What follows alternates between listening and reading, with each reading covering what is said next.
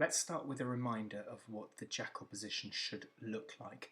Point number one is that the very first thing you should be doing is going for the ball. Get your hands on the ball. Remember, at the same time, you can't really be putting body weight through your arms. You've got to be supporting it on your feet. But here he is moving his hands towards the ball, and I think his right hand is around the ball. Second, you need to get wide feet. A nice strong base. See here, he is bent at the knees as well. That makes him very difficult to shift. We'll talk a little bit later about where you can put your body weight ideally. And then the third point is a neutral spine. What I mean by that is that your neck, your chin, your back, they're all in line. It doesn't mean they need to be parallel to the ground. Quite often your backside will be a lot higher than your shoulders anyway, but by keeping everything neutral, you're better placed to absorb the shock when someone comes in to try and clear you out. Ideally, you'll still be holding onto the ball, so if you do go backwards, we'll get the ball anyway. The final point, and it's actually the most important point of all, is to use your ears. If the referee tells you to stop doing something or says that there's a ruck, you need to get your hands off the ball, otherwise you'll give away a penalty. And here's a reminder of those points. Use it as a checklist when you're carrying out the practice exercises, so you can see what you're doing well and what you need to work on. Okay, so now we need to practice the position. Perhaps the easiest place to start is with a Swiss ball. I guess you guys probably just call it a ball out here. And get your wide feet, neutral spine, arms out. You're not going down all the way to the ball here, but it's enough to just rest your forearms on the ball. Okay, start by just getting a feel for where the best place to put your weight is. Too far forwards, you'll feel the weight going to your toes. That's not strong. You want it back on your heels slightly, but not too far back. As soon as you can feel your bottom pulling you back, that's not strong either.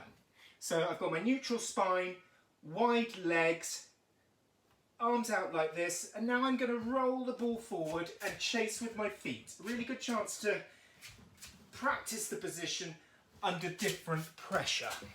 Now, it might be that you don't have a Swiss ball or ball.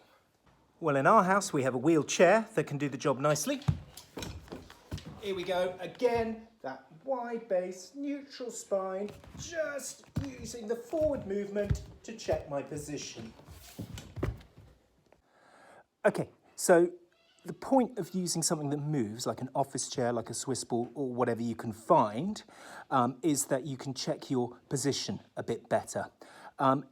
If the worst comes to the worst, don't worry about it not moving. Just against an armchair, against a table, a low table, something that you can check that position. When you're happy with the position staying still, it's time to move to that position, a bit more like you would in a game. The first exercise I would do for this is to find probably a cushion. That's the best thing. This is my opposition player, and trusty toilet roll acting as the ball. Before you do any of these exercises, you need to decide the direction you're playing in, as if it was a game. The reason why that's important is that in rugby, when you're entering into this jackal situation, you have to do it from your own side. If you come in from any other direction, whether from the front or the sides, you're going to give away a penalty. So in this scenario, the tackled player is lying here, the ball's here, and I'm playing that way. This is the only direction I can go for the jackal in. So I'm going to start off facing completely the wrong way, my head going towards my try line, feet going the other way, as if I've done a tackle.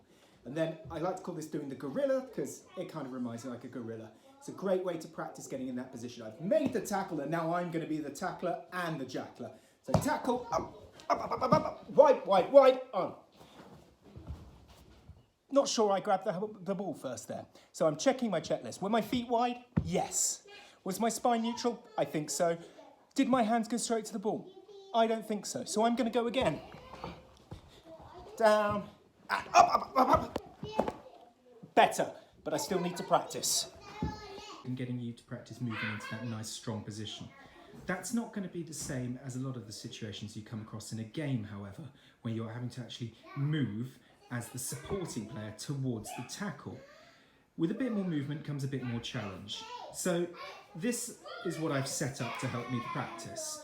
I have there the ball, there the player, and here this stuffed rabbit acts as a cone. Obviously, if you've got better equipment, use it. So there's two ways to use this. The easiest one is as shown. I'm starting directly behind, I'm running past the cone and into the jackal. With the tackle situation, whoever gets their shoulders down lowest will usually win. This cone is this far away for a reason. This is where you need to get low, and to start with your practice, make sure you touch the ground as you go through it. So I'm going through here, and look, this has already tested my position. I've gone for the ball straight away, and that's automatically taken my weight off the feet and forced me to go down. This is why it's so important to practice this. You need to practice making sure that you are getting that strong base, strong core in place at the same time as going for the ball. So try again, get in, get low, get wide. I'm still coming forward a bit. I need to practice a little bit more. Once I've mastered that, I'm going to start from the wrong side. I'm going to start here, and then I'm going to go round the cone and in. Again, quite often in the game, you're not going to be running nicely into the tackle situation. You're coming from different angles. So ready and go, and in and down. Strong position. Again, as you can see, I still need to work on this. If you've got a little bit more space to work in, brilliant, use it. I tried to keep in a narrow bit of my living room because that might replicate your living situation. I suppose we're allowed out in the parks now. If you can do it there, even better. Here, to be honest, the grip's a bit hazardous, but I'm sure you can work your way around that.